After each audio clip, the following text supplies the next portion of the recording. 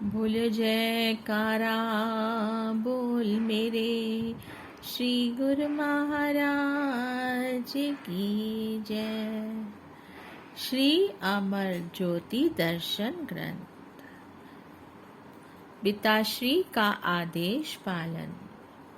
दोपहर के समय आप काफी दूर एकांत में चले जाते, जहाँ एक मूर्तिकार संगमरमर से श्री कृष्ण की मूर्ति तराश रहा था। आप अपने ध्यान में लीन आप कभी नैन मूंद लेते तो कभी खोलकर उस पर दृष्टि डालते।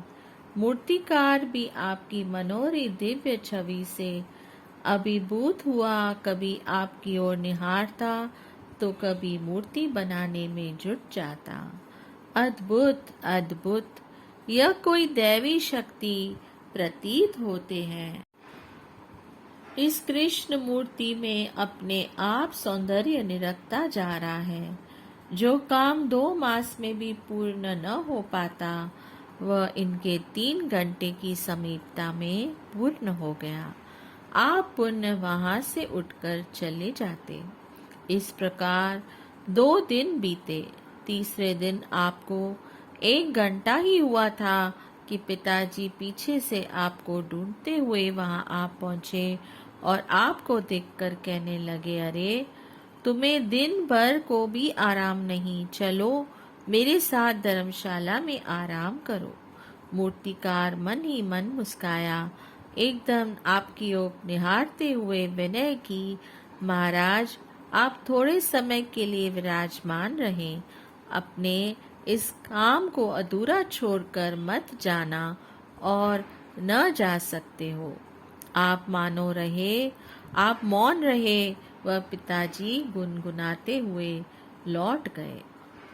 तीसरे दिन जब 3 घंटे के बाद आप वहां से उठने लगे तो मूर्तिकार ने मूर्ति को पूरा कर लिया और झट से आपके चरण पकड़ लिए। दिव्य स्वरूप भगवान, प्रणाम। आश्चर्य आश्चर्य, यह श्री मूर्ति 6 मास में पूरी होने की संभावना थी।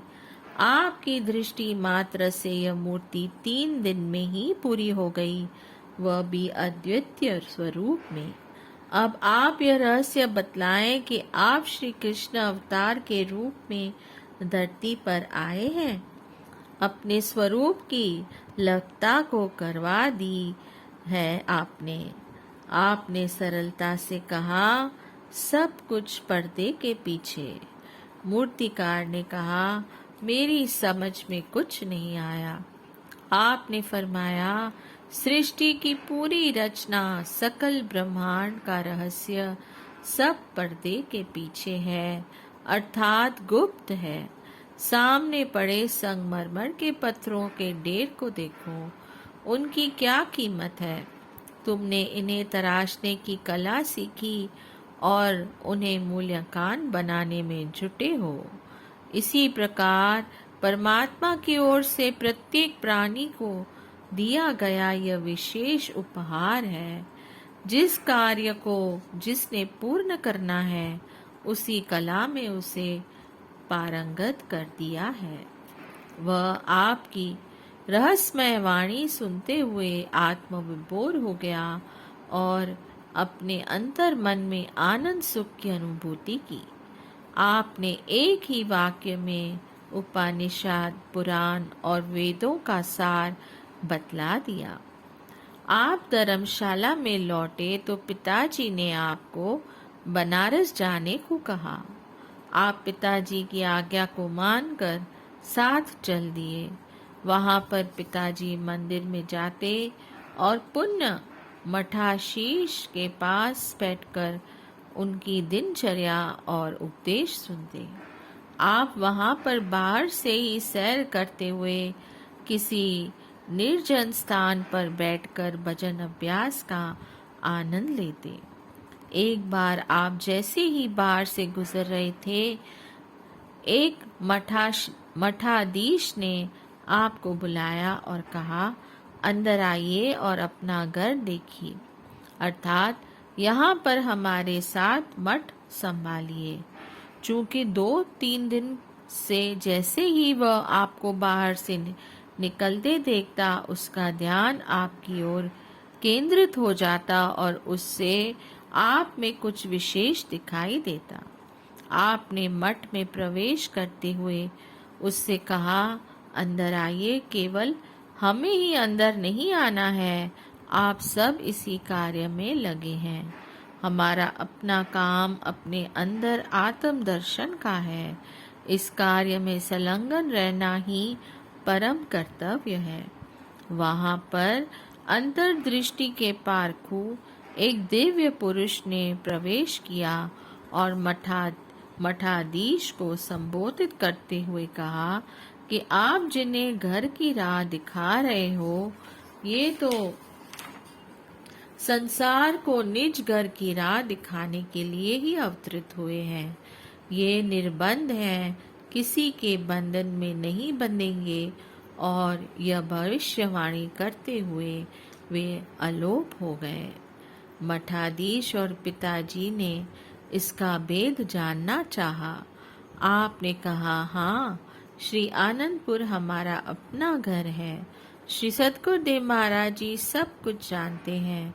हम अपना कर्तव्य पालन कर रहे हैं। पिताजी ने कहा, बेटा, तू ही जाने कि किस कर्तव्य को पूरा करना है।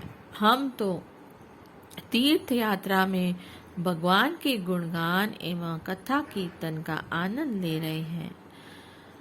बनारस के पश्चात आप अयोध्या गए। वहां भी सबसे न्यारे बन स्वयं को कहीं भी मंदिरों में प्रकट नहीं किया। आपको सत्संग उपदेश देने या कहीं उपदेशकों के समीप जाना अधिक नहीं सुहाता था।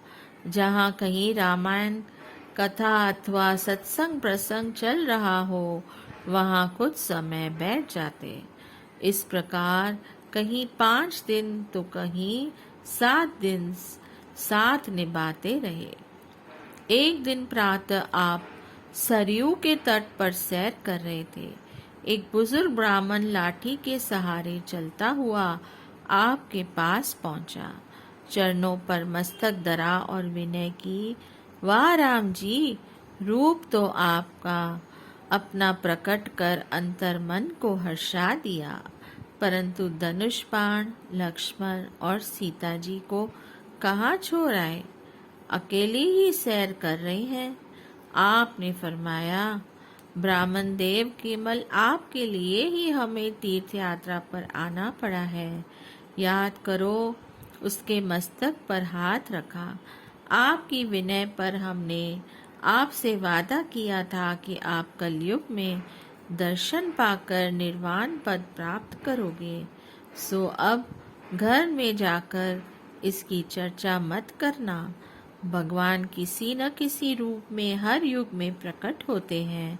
भक्तों व प्रेमियों के साथ उनकी भावना रूप लीला करते हैं। वह ब्राह्मण आत्मविभोर हो घर गया और इस दिव्य स्वरूप को हृदय में अंकित कर तीसरे दिन परम धाम सिधार गया, जहाँ योगी ऋषि मुनि पहुँचने के लिए लालायित रहते हैं। इसके पश्चात आप कभी लखनऊ पहुँचे ही थे कि आपके पिताजी ने कहा कि हमारा दिल इन तीर्थों से भर गया है। अब हमारा श्री आनंदपुर जाने का मन है। आगे गया आदि कहीं भी जाने को मन नहीं है। अनमने मन से समय बिताना समय व्यर्थ करना है। आगे की यात्रा फिर कभी कर लेना। अब शीघ्र ही घर लौट चलो। श्री आनंदपुर की सेवा एवं श्री सद्गुरुदेव महाराज जी के श्री दर्शन की तरफ आपको विह्वल बनाए रखती थी।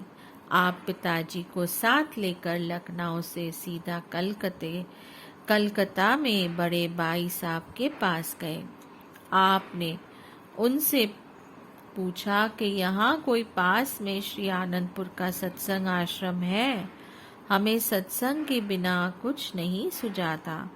ऐसा लगता है कि मानो हम अपनी किसी निजी पूंजी से वंचित हैं। अतः अब हम कुछ समय श्री आनंदपुर में जाकर श्री दर्शन व सेवा का लाभ प्राप्त करेंगे। आप श्री आनंदपुर से श्री दर्शन करके नियम मियाँ मीरपुर लाहौर छावनी में लौट आए। अब आप स्वतंत्र होकर जब दिल चाहता गंदोवाल चले जाते। श्री आनंदपुर में अधिक समय श्री सेवा में लगाना आपका नियम बन गया। श्री दर्शन की चाह आपको हर समय दीवाना बनाए रखती थी। बोलो जयकारा, बोल मेरे श्री गुरु महाराज की जय। जय सच्चिदानंद।